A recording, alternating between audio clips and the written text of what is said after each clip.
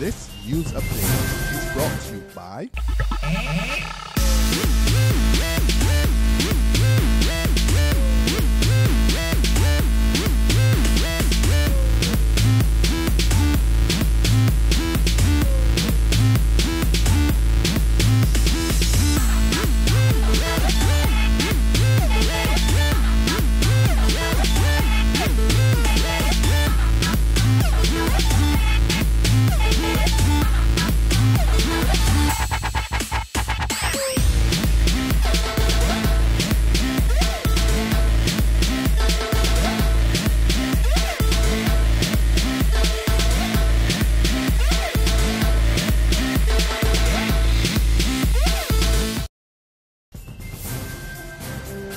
This is the Noon Barbados Today update for Wednesday, July 2nd, 2014. I'm Carol Williams. Good afternoon. Virgin Atlantic declares it's here to stay after a recent restructuring of its Latin America and Caribbean operations, which resulted in job cuts. The British carrier assures its Barbados office will remain open, but its owner, global magnate Sir Richard Branson, tells Barbados Today he has no plans of expanding investments on the island anytime soon. I've got no plans to build anything more in Barbados or fly any more planes from Barbados. I just plan to come and enjoy a drink or two with a few Barbadians occasionally,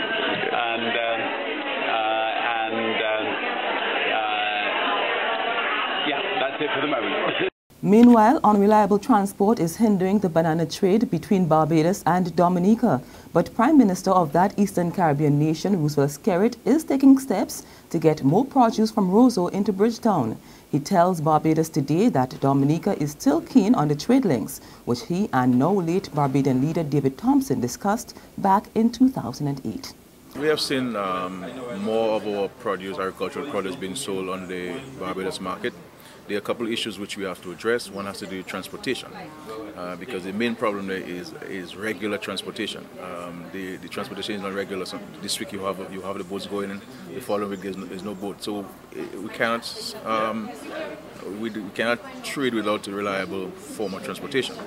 What we're seeking to do from the government or Dominica standpoint is to seek to acquire our own vessels, our own boats, to help address the transportation issue of the southern part of Dominica, Trinidad, Barbados in particular, which are very important markets to us. In other news, he has been strongly criticized for his idea of one university student in every Barbadian household by 2020.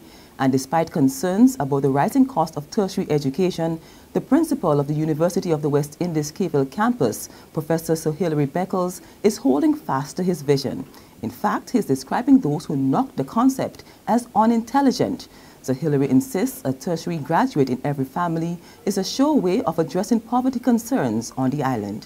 Who will benefit? The communities, the families, the country, the region will all benefit. So, to criticize the notion of at least one graduate per household is unintelligent. And I have heard in many other places on political platforms and so on, oh, this one graduate per household is madness. It is not madness, it is common sense. And any time you find yourself criticizing common sense is because you have lost your own. There's regional and international news after this short break. Hi, I'm Red Plastic Bag.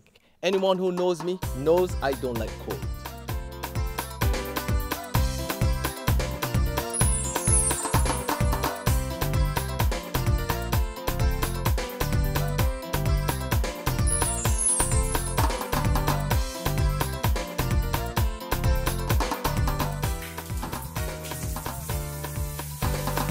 Sunshine reigns in my country. I love it.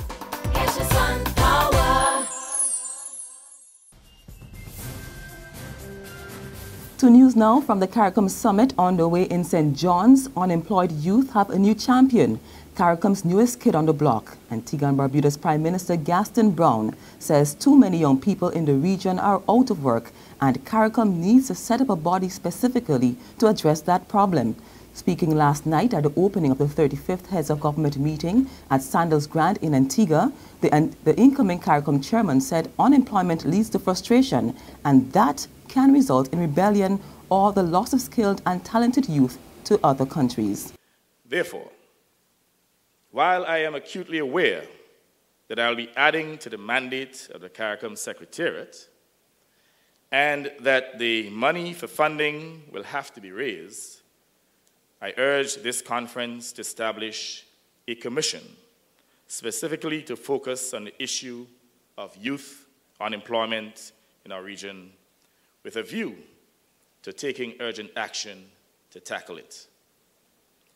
I suggest that if the idea of such a commission meets the approval of this conference, evidence be taken from young people across our region and how they see the issue being addressed. On the international front, the Red Cross in Guinea suspends its operations to combat the deadly Ebola virus after its staff were threatened by a group of armed men. According to the Red Cross, locals wielding knives surrounded one of their marked vehicles and personnel feared for their safety. The Ebola outbreak in Guinea, Liberia and Sierra Leone is the largest and deadliest ever. According to the World Health Organization, the WHO has recorded 467 deaths from 759 known cases, which erupted back in February. And that's been the Noon Barbados Today update. Join us again at 6 p.m. Until then, log on to www.barbadostoday.bb, subscribe to our e-paper, and you can like us on Facebook to get more news and sports. I'm Carol Williams. Have a great day. This news update is brought to you by